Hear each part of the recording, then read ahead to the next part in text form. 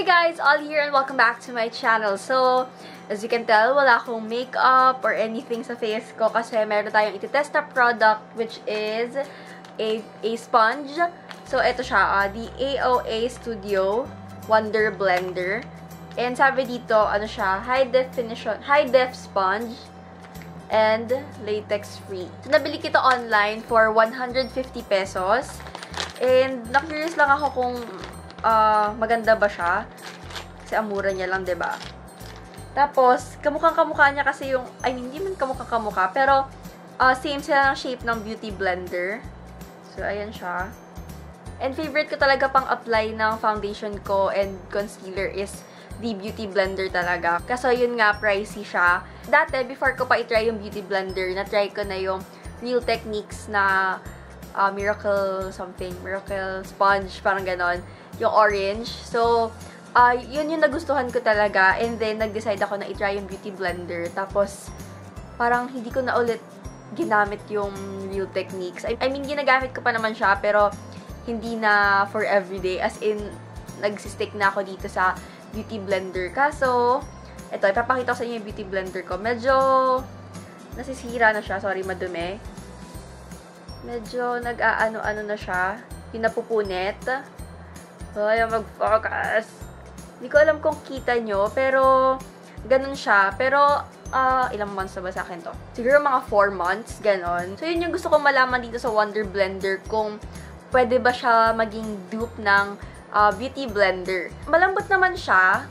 Ayan. Hindi lang siya kasing lambot ng beauty blender. Sorry talaga, ang dumi.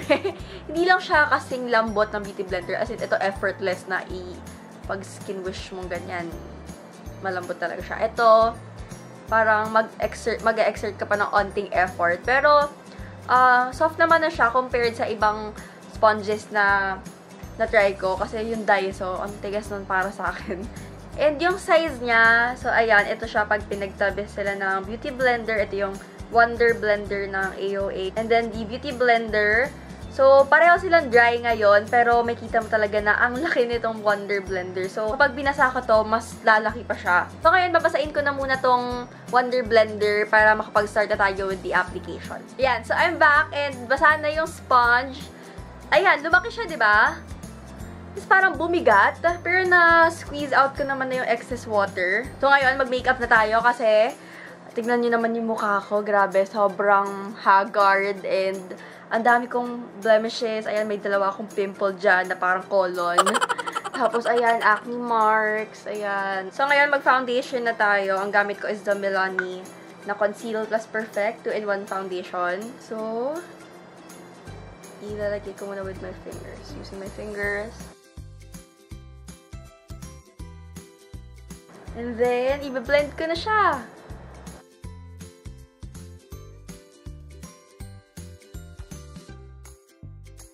Okay, so hindi naman siya ganon kasakit, pero yung feeling niya hindi katulad nito na parang sobrang effortless talaga. As in, sobrang gaan niya lang sa feeling yung pag-dab. Ito, ma-feel mo talaga na may tumatalbog sa face mo. And mabigat siya. Hindi ko alam kung dahil sa water, pero na-squeeze out ko naman na. Pero with the application, okay naman siya. Okay siya. Okay yung finish niya. Hindi naman siya streaky. And, yeah, maganda. I like it. I like it. Okay, maglagay pa tayo isa pang layer.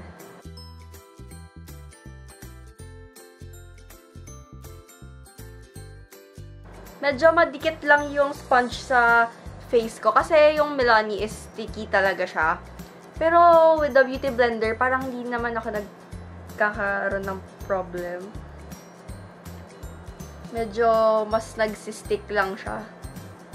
Ayan, okay na siya. Kasi actually, hindi naman ako masyadong maarte sa mga sponges. Basta gusto ko lang maganda yung finish and everything. So, ngayon, sa right side naman.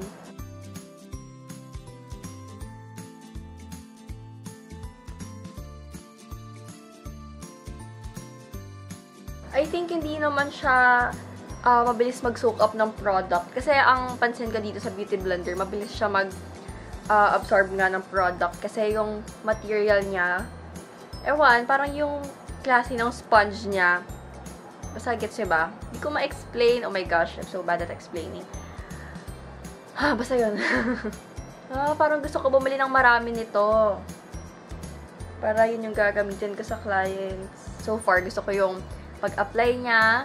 And mura siya. 150 pesos. So, diba? So, ngayon, mag-concealer naman.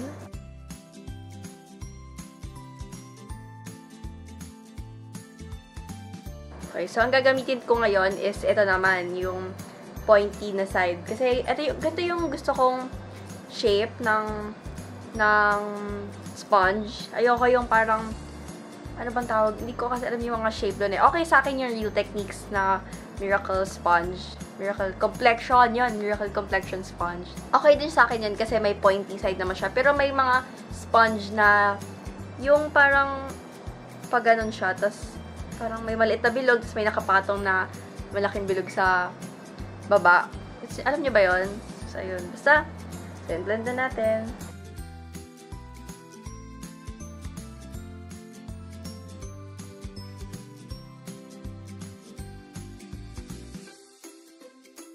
So, ayan, tatapusin ko muna yung the rest of my makeup and then sasabihin ko na yung gusto ko and yung ayaw ko dito sa AOA Wonder Blender.